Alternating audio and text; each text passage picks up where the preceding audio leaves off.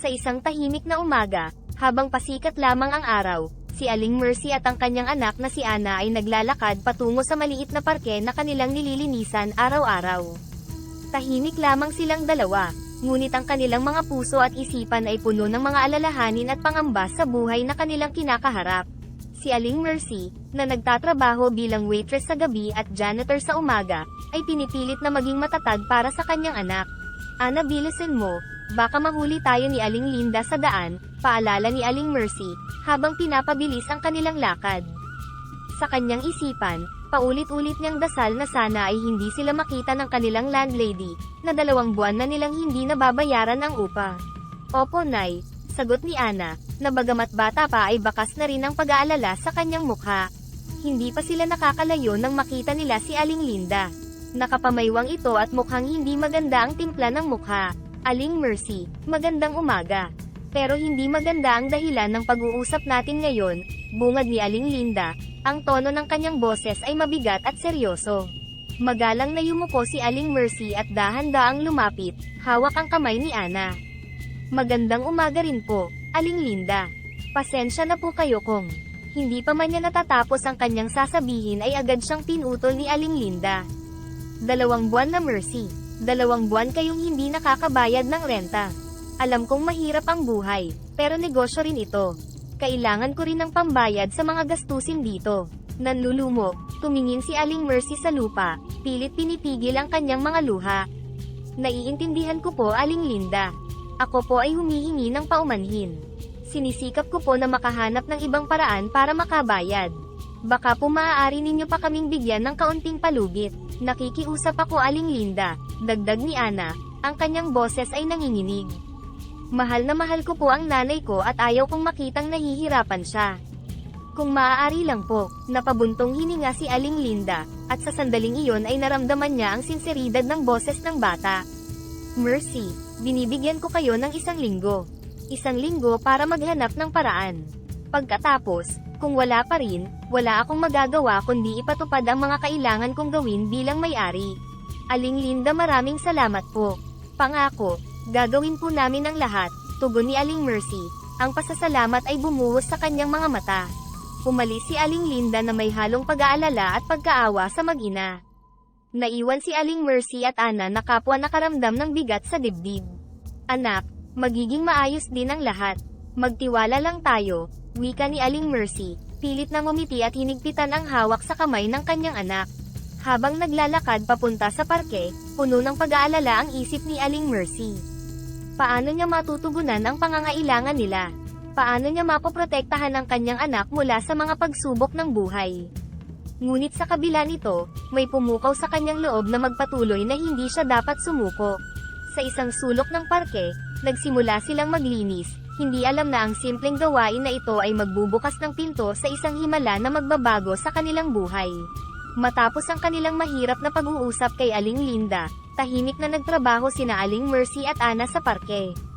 Ang init ng araw ay tila sumasalamin sa bigat na nararamdaman nila pareho. Habang nagwawalis ng mga tuyong dahon, hindi maiwasang mag-isip ni Ana ng mga paraan para makatulong sa kanilang sitwasyon. Nais niyang makita ang kanyang ina na masaya at walang iniintinding problema. Ana, doon ka na muna sa kabilang dulo, at ako'y dito, utos ni Aling Mercy, pilit ibinabaling ang isip sa gawain upang pansamantalang makalimutan ang kanilang problema. Tumango si Ana at dahan-daang lumakad patungo sa itinurong direksyon ng kanyang ina. Sa kanyang paglalakad, napansin niya ang isang kakaibang bagay na nakahimlay sa ilalim ng isang malaking puno. Isang lumang lata na tila inabandona na ng panahon. Sa kanyang pagkamausisa, dahan-dahan niya itong pinulot at pinagmasdan. Ano kaya ito? Bakit nandito ito? Bulong ni Ana sa sarili. Napansin niya ang mga lumang simbolo na nakaukit sa ibabaw ng lata. Kahit hindi niya maintindihan ang mga ito, naramdaman niyang may kakaiba at mahiwagang ugnayan ang lata sa kanilang kapalaran. Bit-bit ang lata, agad siyang bumalik sa kinaroroonan ng kanyang ina. Inay, tingnan niyo po itong natagpuan ko, sabik na sabik niyang ipinakita ang lata kay Aling Mercy. Si Aling Mercy, na sandaling nakalimutan ang kanyang mga alalahanin, ay tumingin sa lata. Saan mo ito nakuha, Ana? Tanong niya habang sinisiyasat ang mga simbolo. Doon po sa ilalim ng malaking puno. Inay, tingin niyo ba may halaga ito? Tanong ni Ana. Umaasang baka ito na ang sagot sa kanilang problema. Hindi ko alam anak, pero mukhang matanda na ito. Baka nga may halaga ito, o baka may laman pa, sagot ni Aling Mercy. Dahan-daang binuksan ang takip ng lata. Pareho silang napasinghap ng walang laman ang loob nito. Nadismaya si Ana, ngunit may kung anong pumukaw sa kanyang kuryosidad. Inay, pwede ba nating itago ito? Baka may magandang idulot sa atin, sabi niya. Hindi mo ari kung bakit nararamdaman niyang mahalaga ang lata. Oo Ana, itago natin. Malay mo, may magandang kapalaran itong dala para sa atin, pagsang-ayon ni Aling Mercy. Pilit hinahango ang positibong pananaw sa kabila ng kanilang sitwasyon. Umuwi sila dala ang lata, isang bagay na hindi nila alam ay magiging susi pala sa pagbabago ng kanilang buhay. Kinagabihan, bago matulog, dinala ni Ana ang lata sa kanyang silid at inilagay ito sa tabi ng kanyang kama. Sa kanyang paghiga, taimtim siyang nagdasal na sana ay magdala ito ng magandang kapalaran para sa kanila. Kinabukasan, maagang nagising si Ana upang ihanda ang agahan bago pumasok sa eskwela. Naisipan niyang silipin muli ang lata, na hindi niya ginalaw mula nang ilagay ito kagabi. Laking gulat niya nang makitang puno ito ng iba't ibang uri ng barya, mga ginto at pilak na barya na tila ba mga hiyas sa ilalim ng maagang sinag ng araw. Inay, tingnan niyo po ito, sigaw niya, hindi makapaniwala sa kanyang nakikita. Dali-daling pumasok si Aling Mercy sa silid, at pareho silang namangha sa laman ng lata. Paano nangyari ito? Tanong ni Aling Mercy, halos hindi makapaniwala.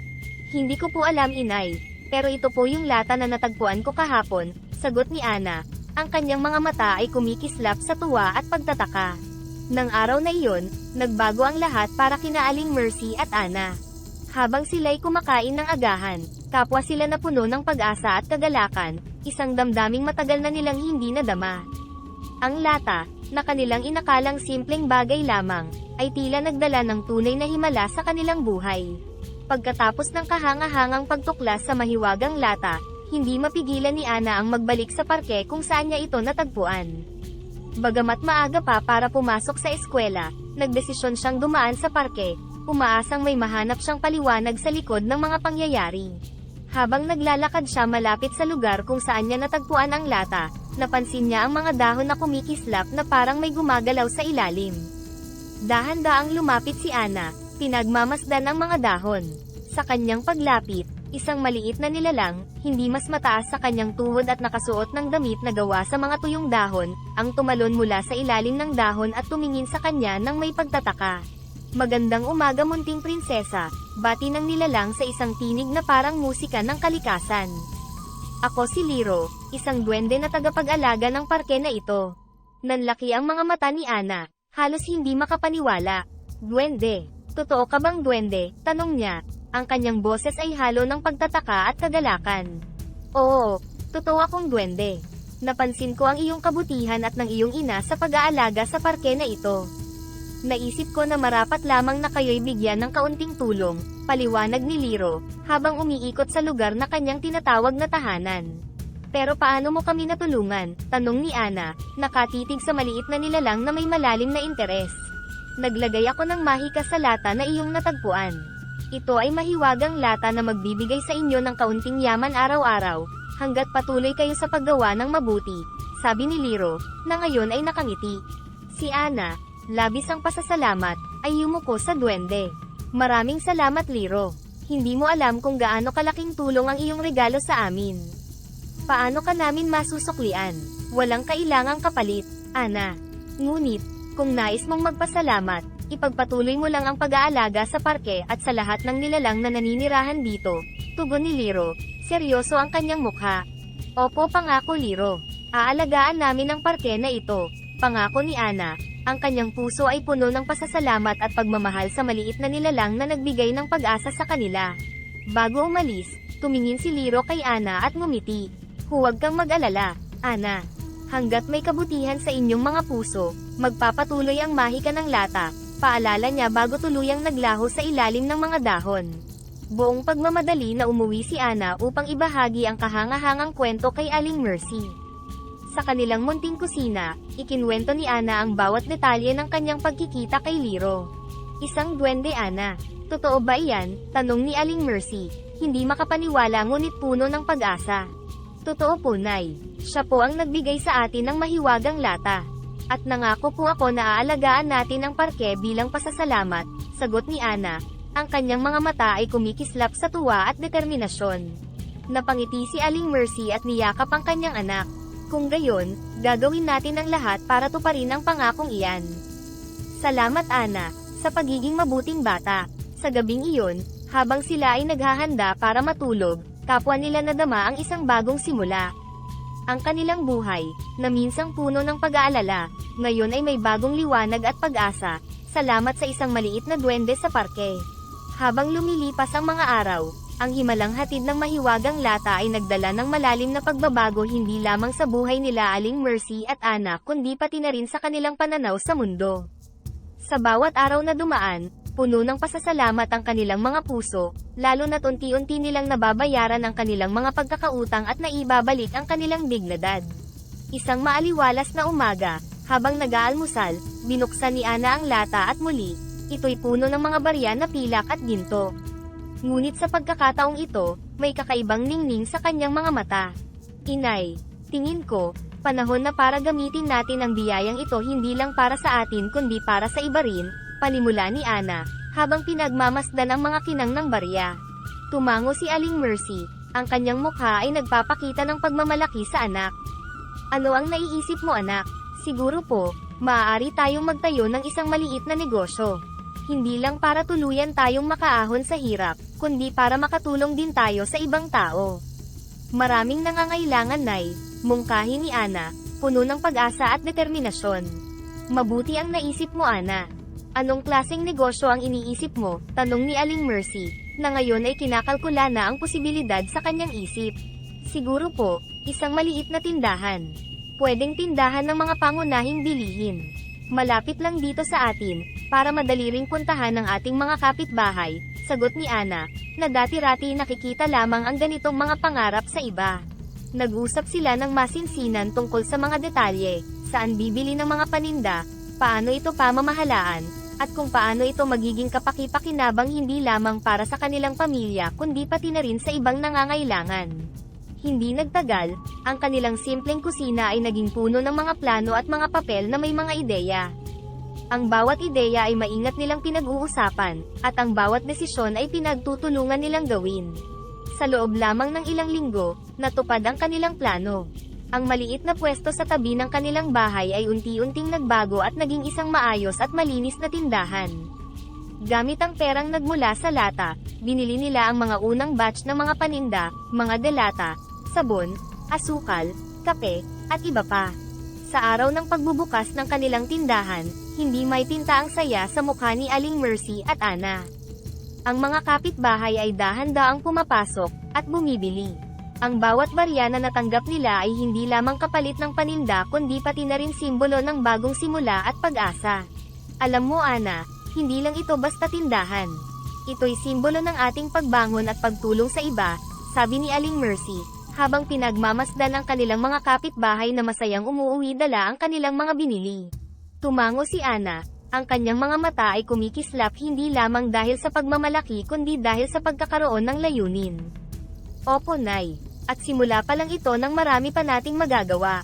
Sa pagtatapos ng araw, habang sinasara nila ang kanilang tindahan, kapwa nila nadama ang malalim na kasiyahan na dulot ng pagkakaroon ng layunin na higit pa sa kanilang sarili. Ang lata na nagdala ng himala sa kanilang buhay ay naging susi hindi lamang sa kanilang pag-ahon kundi pati na rin sa paghubog ng kanilang mga pangarap at pagtulong sa kanilang kapwa. Ilang buwan ang lumipas mula nang magsimula ang tindahan ni Aling Mercy at Ana, at naging matagumpay ito sa kanilang komunidad. Patuloy na umaagos ang mga tao sa maliit nilang tindahan, hindi lamang upang bumili ng pang-araw-araw na pangangailangan kundi pati na rin upang makipagkwentuhan at makisalamuha. Ang kanilang tindahan ay naging higit pa sa isang lugar ng negosyo, ito ay naging isang lugar ng pagkakaisa para sa kanilang maliit na komunidad. Isang hapon, habang abala si Aling Mercy sa pag-aayos ng mga paninda at si Ana naman ay tumutulong sa isang matandang babae na pumili ng mga produkto, may pamilyar na boses ang narinig nila mula sa pintuan. Mercy, Ana, mukhang maunlad na ang inyong negosyo ah. Wika ni Aling Linda, ang kanilang landlady, na may ngiti sa kanyang labi. Nagulat si Aling Mercy sa hindi inaasahang pagdalaw. Aling Linda, magandang hapon po. Opo, sa tulong po ng Diyos, maayos naman po ang takbo ng tindahan. Tuloy po kayo, magalang na alok ni Aling Mercy, bagaman may kaunting kaba sa kanyang dibdib. Magandang hapon Aling Linda, bati ni Ana, na ngayon ay lumapit na rin upang magmano sa kanilang bisita. Naglibot-libot muna si Aling Linda sa tindahan, tila ba sinusuri ang bawat sulok at ang mga tinda na maayos na nakaayos. Nakakatuwa naman na makitang umuunlad kayo. Naalala ko pa noong halos hindi kayo makabayad ng renta. Ngayon, tingnan mo na, may sarili na kayong negosyo, sabi ni Aling Linda. Ang tono ng kanyang boses ay puno ng paghanga at marahil, kaunting pagsisisi. Totoo po yan Aling Linda. Marami po kaming pinagdaanan, pero malaki po ang pasasalamat namin sa lahat ng biyayang natanggap namin. Lalo na po sa inyong pag-unawa noong mga panahong gipit kami, tugon ni Aling Mercy, na ngayon ay mas nakahinga ng maluwag. Alam mo Mercy, hindi ko inaasahang makakabangon kayo agad-agad. At bilang pagkilala sa inyong pagsisikap, may mungkahi sana ako, ani Aling Linda, habang inilalabas ang isang dokumento mula sa kanyang bag. Narinig ko na may plano kayong palawakin pa ang negosyo.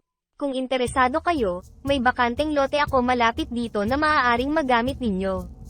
Maganda itong lokasyon para sa isang mas malaking tindahan o kahit isang maliit na palengke, alok ni Aling Linda. Iniaabot ang dokumento kay Aling Mercy. Nagkatinginan si Aling Mercy at Ana, kapwa hindi makapaniwala sa biglaang oportunidad na inaalok sa kanila. Talaga po Aling Linda, napakalaking tulong po niyan para sa amin. Ngunit, sigurado po ba kayo? Baka po masyado itong malaki para sa amin, nag-aalangan na sabi ni Aling Mercy. Ang kanyang isip ay agad na nagkalkula ng mga posibilidad at panganib. Mercy, nakita ko ang inyong pagsisikap at dedikasyon. Karapat-dapat lang na kayo ay umunlad pa. Saka tutulungan ko kayo sa pag-set up. Maaari ko kayong bigyan ng magandang presyo para sa lote at siguraduhing makakakuha kayo ng mga kailangan para sa pagpapalawak, dagdag ni Aling Linda. Ang kanyang ngiti ay nagpapakita ng sinserong hangarin na makatulong. Aling Linda, hindi po namin alam kung paano po kayo pasasalamatan. Pag-uusapan po namin ito at ipapaalam agad sa inyo ang aming desisyon, masayang tugon ni Ana. Ang kanyang puso ay umaapaw sa pasasalamat. Nang umalis si Aling Linda, kapwa na dama ni Aling Mercy at Ana ang bigat at saya ng bagong oportunidad na ito. Habang isinasara nila ang tindahan sa pagtatapos ng araw, puno ng pag-uusap ang mag-ina tungkol sa kanilang mga plano at pangarap, na ngayon ay tila abot kamay na. Nay, parang hindi ako makapaniwala. Parang kailan lang, nag-aalala tayo kung saan kukuha ng pambayad sa upa. Ngayon, may pagkakataon na tayong magpalawak pa, sambit ni Ana, ang kanyang matay kumikislap sa excitement at kaunting takot.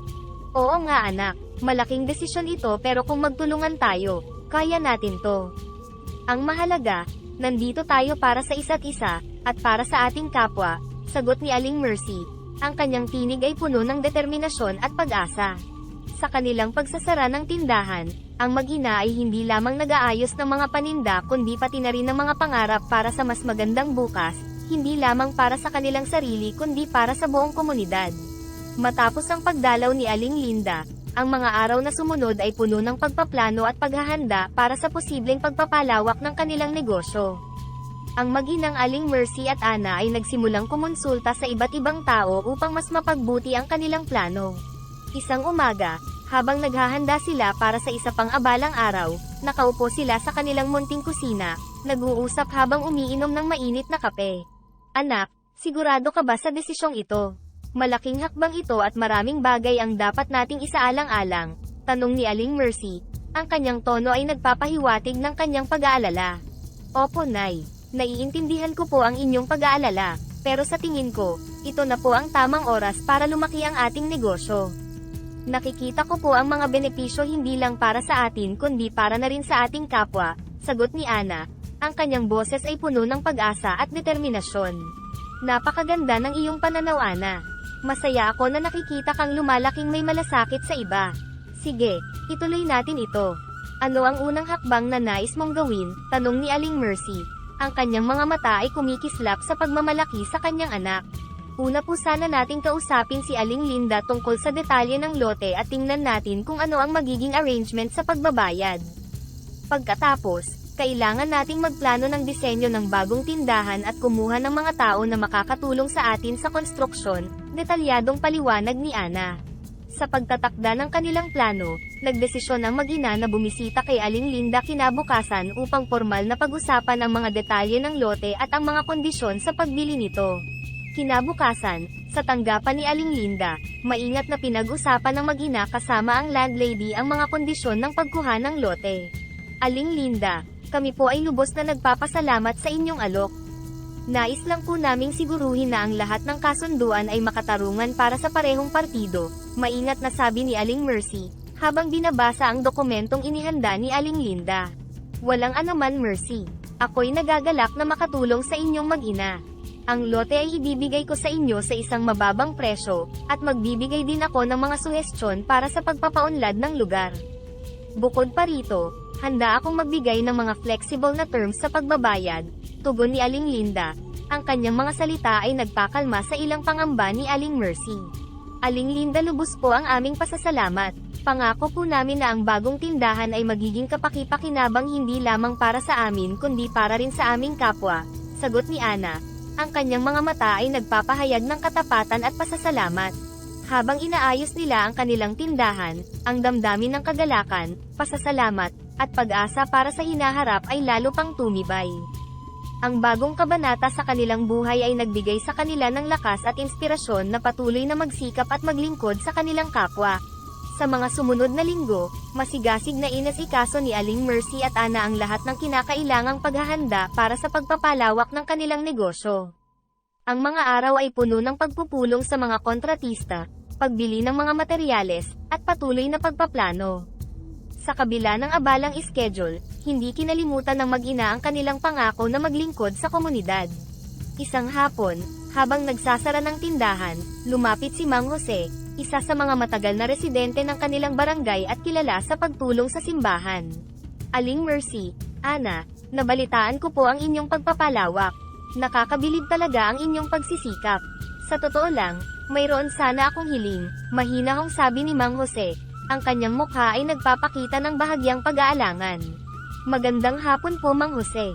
Ano po ba ang maitutulong namin? Magalang na tugon ni Ana, na agad nag-alok ng upuan sa matanda. Salamat Ana. Alam nyo, sa darating na linggo ay magkakaroon kami ng malaking pagtitipon sa simbahan para sa mga bata sa ating komunidad. Plano namin na magbigay ng munting salo-salo at ilang regalo para sa kanila. Naisip ko lang po sana kung maaari kayong mag-donate ng kaunting mga paninda o anumang maipapamahagi, dahan-daang paliwanag ni Mang Jose. Mang Jose, wala pong problema. Masaya po kaming makatulong sa ganitong mga gawain. Ano po ba ang mga kailangan ninyo para sa pagtitipon? Tanong ni Aling Mercy. Ang kanyang puso ay agad tumugon sa pangangailangan ng matanda. Kung maaari po sana ay may mga biskuit, juice, at kung ano-ano pang pwedeng kainin ng mga bata. Kahit ano po na inyong maitutulong ay malaking bagay na para sa amin, sagot ni Mang Jose. Ang kanyang mga mata ay nagpapakita ng pasasalamat. Magbibigay po kami ng mga kinakailangan ninyo Mang Jose. At kung maaari, gusto rin po sana naming dumalo para personal na makita ang kasiyahan ng mga bata, dagdag ni Ana. Ang kanyang boses ay puno ng excitement at kasiyahan. Napakabuti ninyo talaga. Maraming salamat, Aling Mercy at Ana. Talaga pong malaking tulong ito sa aming programa, pasasalamat ni Mang Jose, na ngayon ay nakangiti na.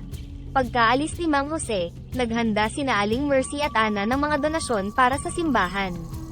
Habang inaayos nila ang mga kahon ng mga biskwit at juice, pareho nilang nadama ang isang matinding kasiyahan sa pagtulong sa iba. Inay, napakasarap pala sa pakiramdam na makatulong. Parang iba yung saya na nadarama ko, hindi katulad ng kung kumikita lang tayo ng pera. Pagbabahagi ni Ana, ang kanyang mga mata ay kumikislap sa tuwa. Tama ka anak, ang tunay na yaman ay hindi lang nasusukat sa perang ating kinikita, kundi sa kung paano natin ito ibinabahagi sa iba. Ang bawat tulong natin, gaano man kaliit, ay may malaking epekto sa buhay ng ating kapwa, sagot ni Aling Mercy, na ngayon ay mas lalong nasisiyahan sa direksyon ng kanilang buhay. Nang dumating ang araw ng pagtitipon, masigla at masayang sumama ang mag-ina. Nagdala sila ng karagdagang sorpresa para sa mga bata, mga laruan at libro. Ang kanilang presensya at ang kanilang mga donasyon ay sinalubong ng mga ngiti at yakap mula sa mga bata at pasasalamat mula sa mga magulang. Sa pagtatapos ng araw, habang naglalakad pa uwi, parehong nadama ni Aling Mercy at Ana ang malalim na kasiyahan na dulot ng pagkakaroon ng positibong epekto sa buhay ng iba. Ang kanilang munting tindahan ay hindi lang isang pinagkukunan ng kanilang kabuhayan kundi naging isang instrumento rin para sa pagbabahagi ng pagmamahal at pag-asa sa kanilang komunidad. Ilang buwan matapos ang pagtitipon sa simbahan, ang tindahan ni Aling Mercy at Ana ay tuluyan ng naging sentro ng komunidad. Hindi lamang ito lugar para sa pang-araw-araw na pangangailangan, kundi naging lugar din ito para sa pagtitipon, pagbabahagi ng mga kwento, at pagtulong sa kapwa. Ang mag-ina ay naging kilala hindi lamang sa kanilang negosyo kundi pati na rin sa kanilang walang sawang pagtulong sa mga nangangailangan. Isang umaga, habang abala si Ana sa pag-aayos ng mga paninda, may isang grupo ng mga tao mula sa lokal na pamahalaan ang dumating sa kanilang tindahan. Kasama nila ang ilang mamamahayag mula sa lokal na pahayagan. Magandang umaga po Aling Mercy, Ana, bati ng kapitan ng barangay, kasama ang isang ngiti. Narito po kami ngayon hindi lamang para bumili ng ating pang-araw-araw na pangangailangan kundi mayroon din po kaming espesyal na dahilan. Nagtaka si Aling Mercy at Ana, parehong hindi inaasahan ang pagbisita. Magandang umaga rin po. Ano po ang espesyal na dahilan ng inyong pagbisita? Tanong ni Aling Mercy, habang pinapapasok ang mga bisita. Aling Mercy, Ana, kami po mula sa barangay hall ay nais kayong parangalan bilang mga bayani ng barangay, dahil sa inyong walang sawang pagtulong at pagbibigay inspirasyon sa ating komunidad, pag-anunsyo ng kapitan, habang inilalabas ang isang certificate ng pagkilala. Nabigla si Aling Mercy, at halos mapaluha sa hindi inaasahang parangal. Hindi ko po alam ang sasabihin. Maraming salamat po. Hindi naman po namin ginagawa ang pagtulong para sa anumang kapalit. Ang tanging hangad lang po namin ay makatulong sa abot ng aming makakaya, sagot niya. Ang kanyang boses ay nanginginig sa emosyon. Si Ana, nakatabi lang ng kanyang ina, ay ngumiti at hinawakan ang kamay nito. Salamat po sa pagkilala, pero tulad ng sabi ng aking ina, ginagawa po namin ito para makatulong. Masaya po kami na nakikita naming masaya ang aming mga kapitbahay at naipapasa ang kabutihan sa iba. Ang mga mamamahayag ay kumuha ng litrato at nagtanong-tanong tungkol sa kanilang mga gawain sa komunidad. Ang simpleng seremonya ay naging isang pagtitipon ng mga tao sa tindahan, lahat ay nagpapahayag ng kanilang pasasalamat at suporta sa mag-ina. Pagkatapos ng seremonya, habang nagliligpit at naghahanda ng magsara para sa araw, pinag-usapan ng mag-ina ang mga pangyayari. Alam mo Ana, hindi ko inaasahan na ang ating simpleng pagnanais na makatulong ay magdudulot ng ganitong pagkilala, sabi ni Aling Mercy, tinitingnan ng certificate na nakapatong sa counter. Nay, palagay ko, ito'y paalala na ang bawat mabuting gawa, gaano man kaliit, ay may malaking epekto. Proud po ako na tayo'y naging bahagi ng pagbabago sa ating komunidad, sagot ni Ana, puno ng pagmamalaki at pag-asa. Sa kanilang pag-uwi ng gabing iyon, pareho silang nakaramdam ng malalim na kasiyahan.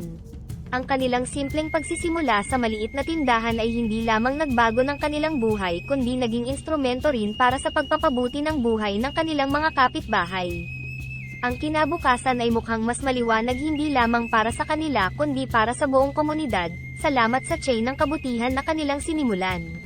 Ilang buwan matapos ang kanilang pagkilala bilang mga bayani ng barangay, nagpatuloy ang magandang takbo ng tindahan ni Aling Mercy at Ana. Ngunit sa hindi inaasahang pagkakataon, isang malaking supermarket ang nagbukas ilang kanto lang ang layo mula sa kanilang tindahan. Nagdulot ito ng malaking pagbabago sa daloy ng mga customer. Isang hapon, habang tahimik na nag-aayos ng mga paninda si Aling Mercy, pumasok si Ana mula sa eskwela na may bitbit na balita.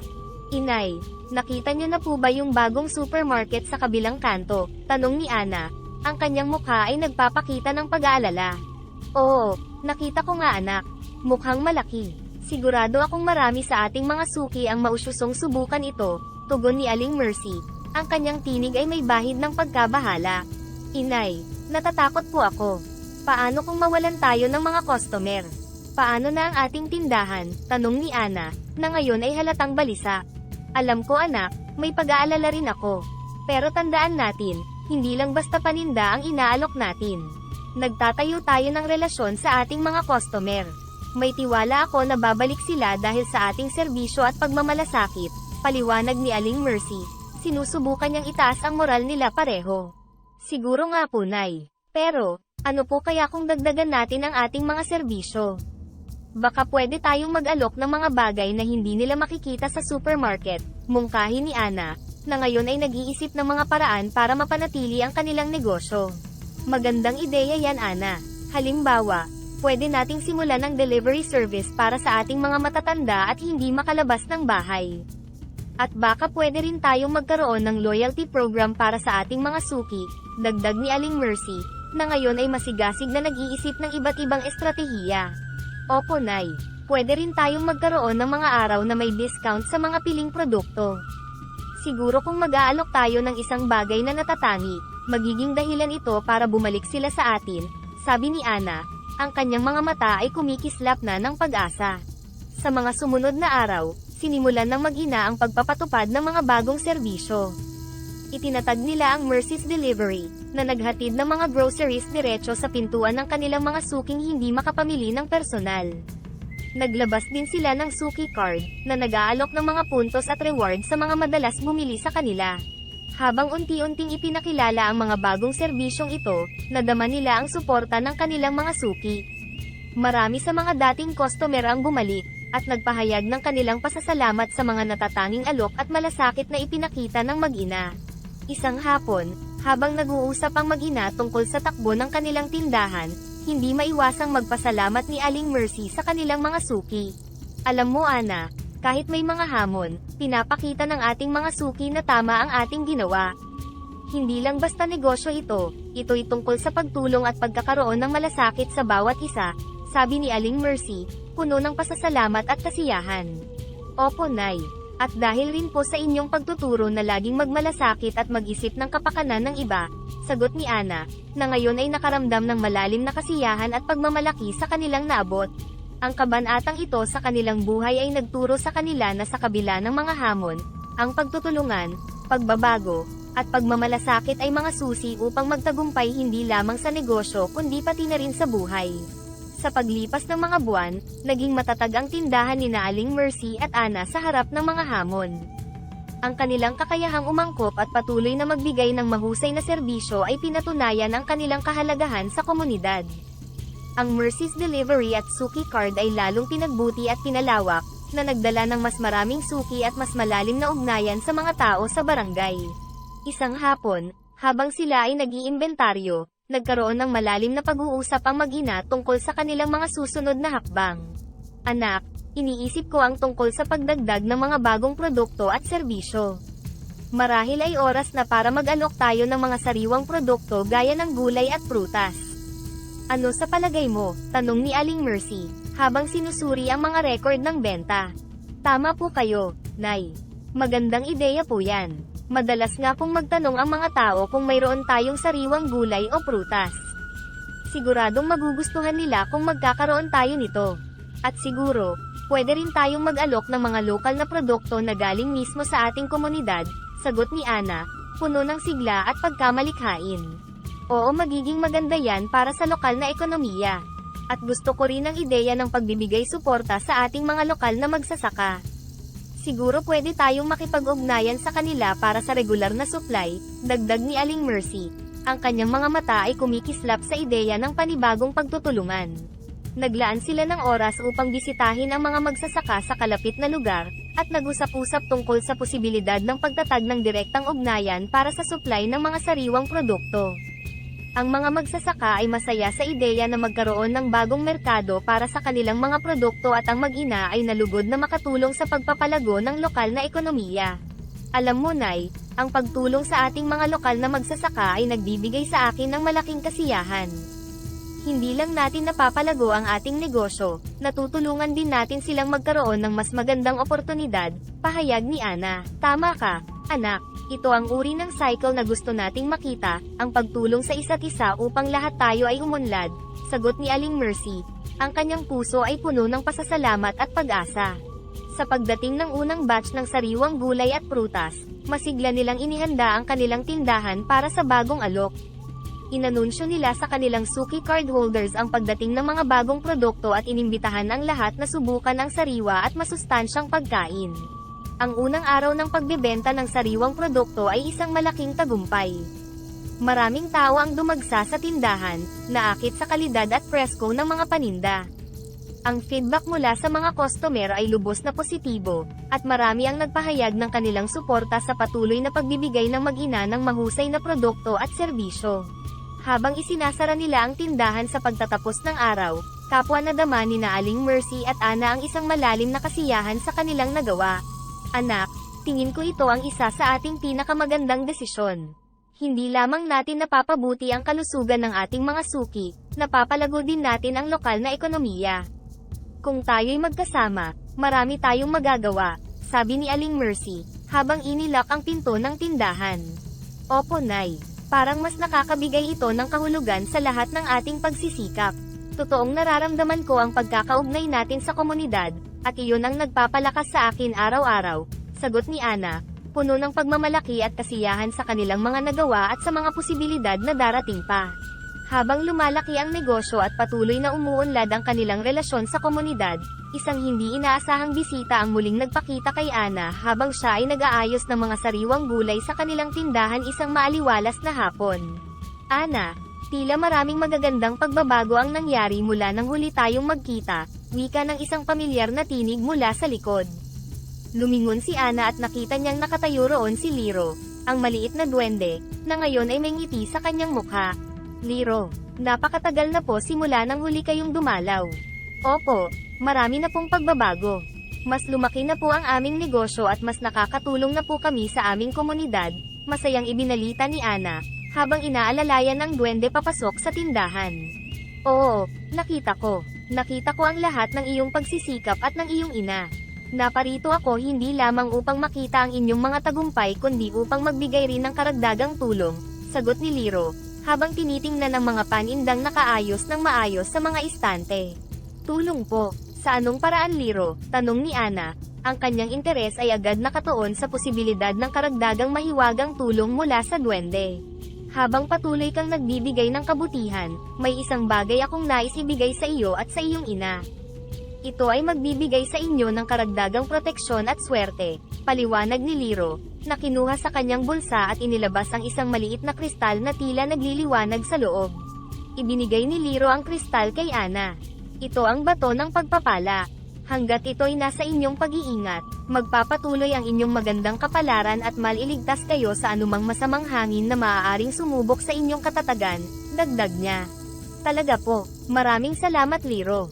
Hindi ko po alam kung paano kami masusuklian ang inyong kabaitan, sabi ni Ana, ang kanyang mga mata ay kumikislap sa pasasalamat at pagtataka. Walang anuman Ana, ang tanging hiling ko lang ay ipagpatuloy mo ang iyong mabuting gawain.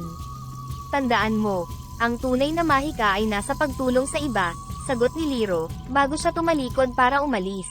Nang umuwi si Ana sa gabing iyon, ibinahagi niya kay Aling Mercy ang muling pagdalaw ni Liro at ang regalo na natanggap. Habang ipinapakita niya ang bato ng pagpapala, kapwa nila naramdaman ang isang bagong antas ng seguridad at pananabik para sa hinaharap. Anak, tila hindi lang tayo biniyayaan ng tagumpay sa negosyo kundi pati na rin sa pagkakaroon ng guardian tulad ni Liro. Naway patuloy tayong maging karapat-dapat sa mga biyayang ito, wika ni Aling Mercy, habang maingat na hinahawakan ang kristal. Opo Nay, magiging mabuting tagapangalaga po tayo ng biyayang ito. At patuloy po tayong magiging tulay ng pagbabago at pag-asa para sa ating komunidad, sagot ni Ana. Ang kanyang puso ay puno ng determinasyon at pasasalamat. Sa kanilang pagtulog ng gabing iyon, ang bato ng pagpapala ay ligtas na nakalagay sa tabi ng kanilang kama, isang pisikal na simbolo ng kanilang patuloy na misyon na maghatid ng kabutihan sa mundo, isang araw sa isang pagkakataon. Sa pagtatapos ng taon, naging lalong matagumpay ang negosyo ni na Aling Mercy at Ana. Sa tulong ng bato ng pagpapala at sa kanilang patuloy na pagsisikap, mas lumawak pa ang kanilang tindahan at naging isang mahalagang bahagi ng araw-araw na buhay sa kanilang komunidad. Ang kanilang dedikasyon sa pagbibigay ng sariwa at lokal na produkto, kasama ang mahusay na serbisyo, ay nagpatibay sa kanilang reputasyon bilang isang maasahang tindahan. Sa isang malamig na hapon ng Disyembre, habang abala sa paghahanda para sa papalapit na pagdiriwang ng bagong taon, naglaan ng oras ang mag-ina upang magmuni-muni at pag-usapan ang kanilang mga naranasan at mga plano para sa hinaharap. Inay, napakabilis ng taon no. Parang kailan lang nang kinakabahan tayo sa pagbubukas ng ating tindahan. Ngayon tignan mo na lang kung paano tayo pinagpala, sabi ni Ana habang inaayos ang mga palamuti para sa bagong taon. Tama ka anak, hindi ko inaakala na aabot tayo sa ganitong punto. Maraming pagsubok, pero mas marami ang biyaya. Ipinagpapasalamat ko araw-araw na kasama kita sa pagtahak ng landas na ito, tugon ni Aling Mercy. Ang kanyang mga mata ay puno ng pagmamahal at pasasalamat habang pinagmamasdan niya ang kanyang anak. Habang nagpapatuloy sila sa kanilang gawain, dumaan si Liro sa tindahan, dala ang mga ngiti at mabuting balita. Mercy, Ana, magandang hapon. Kay ganda ng inyong tindahan na lalong sumigla sa paglipas ng panahon, bati niya, ang kanyang boses ay masigla. Liro mabuti po at napadaan kayo. Gusto po sana namin kayong imbitahan sa munting salo-salo dito sa tindahan sa bisperas ng bagong taon. Sana po ay makasama kayo, aya ni Ana. Ang kanyang ngiti ay sumasalamin sa kanyang pag-asa na makasama ang duwende sa pagdiriwang. Maraming salamat Ana. Masaya akong makisalo sa inyo. At may dala akong magandang balita. Dahil sa inyong patuloy na kabutihan at pagsisikap na maglingkod sa komunidad, nadama ko na ang inyong lugar dito ay naging sentro ng positibong enerhiya para sa buong barangay, sabi ni Liro. Ang kanyang mga mata ay kumikislap sa tuwa. Ang mag-ina ay lubos na nagalak sa balitang ito. Nakakataba po ng puso ang inyong mga salita Liro. Pinapaalala nito sa amin na ang bawat pagsisikap ay may kaakibat na magandang resulta, sabi ni Aling Mercy. Ang kanyang tinig ay puno ng emosyon. Sa pagdating ng bisperas ng bagong taon, ang tindahan ay puno ng saya at pagdiriwang. Ang komunidad ay nagtipon sa maliit na espasyo ng tindahan, bawat isa ay dala ang kanilang mga kwento at pagbati para sa bagong taon. Ang atmosfera ay puno ng pag-asa at kasiyahan. Habang papalapit ang hating gabi, nagtipon ang lahat sa labas ng tindahan para sa countdown. Si Ana at Aling Mercy ay magkahawak kamay, kapwa nagpapasalamat sa mga blessings na natanggap nila sa nakaraang taon. Habang tumutunog ang huling segundo bago ang bagong taon, nagpalitan ng ngiti at yakap ang mag-ina.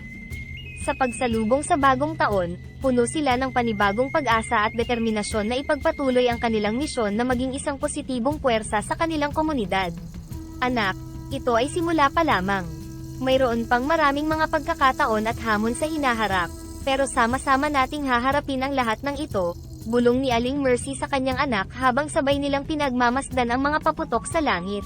Opo Nay, sama-sama, laging magkasama, tugon ni Ana, ang kanyang puso ay puno ng pasasalamat at pagmamahal. Sa pagtatapos ng kabanata ng kanilang buhay, handa na silang harapin ang bagong kabanata na may bagong aral, bagong pagsubok, at bagong mga pagkakataon para magbigay ng kabutihan at pag-asa.